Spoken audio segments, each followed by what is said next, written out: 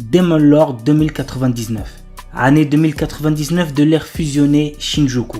L'éblouissante prospérité de cette gigantesque cité-état cache une part d'ombre. C'est ici, dans cette mégapole qui représente l'apogée du développement humain, que le légendaire seigneur démon Veltol fait sa seconde apparition. Pour régner sur ce nouveau monde, il devra s'emparer lui-même de l'avenir. L'anime a pour genre action, aventure, science, fantasy, surnaturel et pour thème cyberpunk, démon, magie.